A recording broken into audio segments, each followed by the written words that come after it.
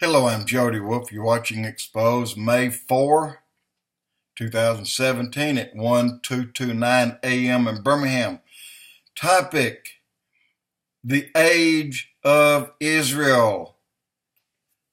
Here we've been going, I have on the last 2 months, changing my mind from my original thinking for umpteen years, all along, knowing that they became a nation officially May 5, 1948. And I learned that when Hal Lindsey wrote his book, The Late Great Planet Earth. And I believed it ever since. And then I read the stories, I hear the stories, and I watch the stories. I watch every miracle that has happened in and to the Jews and in Israel since they became a nation. I mean, all of them, all the wars they were in, they won.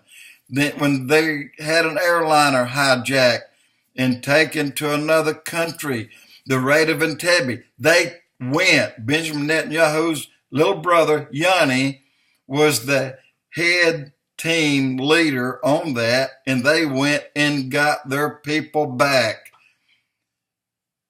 And they brought them home. Miracle after miracle after miracle. Another, they have to find out and be sure that where they see a tent that's colored the cover of sand between two buildings that are likewise in color, they have to lay their eyes on what's going on under that tent before they put a bomb on it or a missile. Two Israelis sneak across a border at the Gaza Strip. They're crawling through the weeds and the sand and the rocks and the things.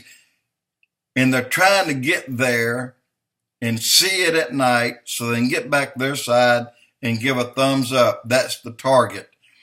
Well, guess what? It got light on them. Something happened that caused them to freeze in their spot 20 feet from a whole platoon of militants standing right there 20 feet away from them. All they had to do, it got daylight on them, all they had to do was turn around and thump a cigarette off that hill, and they would have hit one of them right on the helmet. Well, guess what?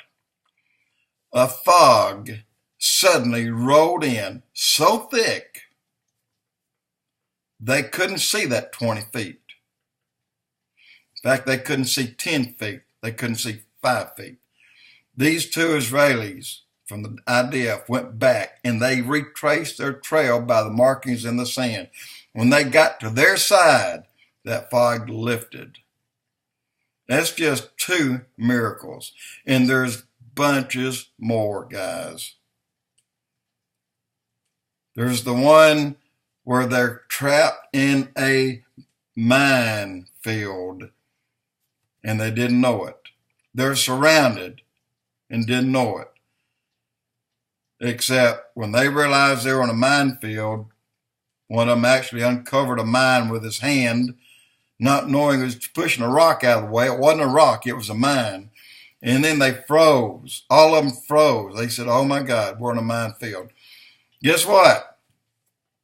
Damnedest wind that they've ever seen came up. It was blowing so hard, all those Israelis, the IDF out there in that field, all of them. Now keep in mind, thousands and thousands of mines in this minefield. That wind carried away the dirt that covered every single mine that was in the ground. Every single one for the entire way they had to go. That's another miracle. Countless miracles that happens to Israel. My point is, Israel is 69 years old. They'll be 70 May 5, 2018. Now, why am I going there when I'm about to switch gears and go in a completely different direction? It'll make sense in a minute. Right now in the United States today, up to 2,000 people go missing. And I said this a time or two before. They find that between 13 and 1,500 are accounted for. There's still between 500 and 700 people missing. And the number of the children are not known, guys. Where are these children? Where are they? They have been taken. That's where they are. Just like Nancy Grace used to report on DirecTV, CNN, Channel 204, until why she left that, I don't know. Maybe it was the depression. But she used to give us a heads up on everything that was going on, and suddenly it stopped. Does CNN feel like they were giving away something that you shouldn't know about? I mean, really. Guatemala, a girl came from there to our country and stayed with my family in 1985. I had a friend that was a major in the Air Guard. He'd retired out of the Air Force, went in the Air Guard, and he had to fly and keep his hours up. Name was Reinhard, and I was also a pilot just across the runway at Hangar 1 South Ramp. Well, we carried this girl from Guatemala that stayed with us to him. And Robert, how about do me a favor? This is Wendy. She's from Guatemala. She doesn't speak a bit of English. She knows two things. She knows Tom Cruise and she knows Top Gun. And Robert said, I'll be glad to show her an F-15 out here. He carried her out and let her sit in the cockpit of a decommissioned F-15. This was the joy and pride that this girl took home with her to Guatemala.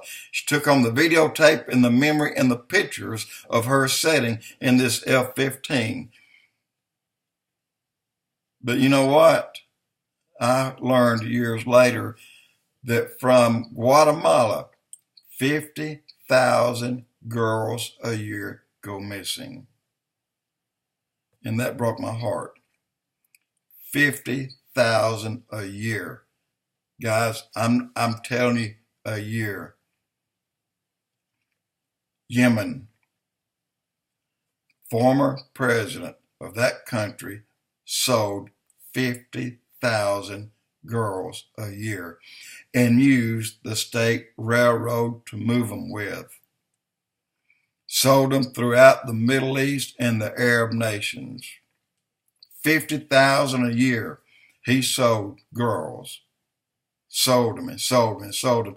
They went into everything. Slavery, sex trafficking, everywhere. Dispersed everywhere from these countries. It has not stopped.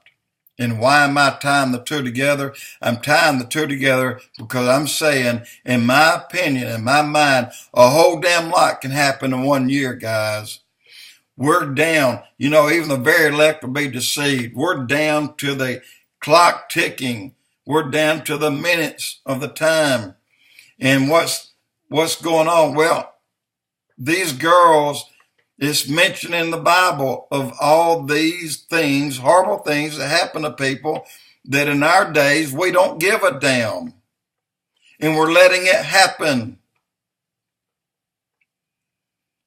And it's going on throughout the world. How many people are missing each day on this planet? Each day. I don't mean each year. 2 million a day. 2 million a day go missing. Where are they? Guys, the 2 million that are missing a day are the ones that are unaccounted for. Where are they? Look, we're in a time that to protect your children, you'll do anything. You'll do anything if it meant taking a simple mark. Look, if our government says, look, we have to protect our children. We don't want you to take a mark. No, we don't want you to do that for nothing. But we do want to put a chip or a little grain of rice size chip in them just to keep track of them. When they get at age 18, take it out. Do whatever you want. But we got to protect our children. Who would not do that? That's not a mark of the beast. That is not the mark that's going to send everybody to hell when they take it. That's not it. The mark that comes up on us will be a mark that'll be forced upon you. You do this or this will happen to you. But that's how it will come in. It will come in like an angel. It comes in, I'm going to protect your children. Just give them this tiny chip. This is how it begins. And I'm going to tell you right now, within 1 year of today, that can go down. Every child in this country could have a chip in them, not the mark of the beast. Again, you cannot give a chip that's the mark of the beast to your child. Even if they put it in it, you cannot give your child that mark. God decides that that child has to make a decision on what this mark is that they may buy or sell or trade or live or do anything that they may eat to take the mark. They did not make that decision, but that's how it comes in. It comes in as an innocent thing. In 1 year, that can come about and be fully underway. And when this world goes into complete disarray, when the rapture of the church occurs, then they're going to be begging for that mark. You think I'm wrong? Think again. Even the very elect would be deceived. Think about the days we're entering. In a year's time, you'll be amazed how Satan can blind you from everything that's full blown in front of your eyes right now. You don't see it. It's there. It's here. It's now. Jody Wolf Expoz.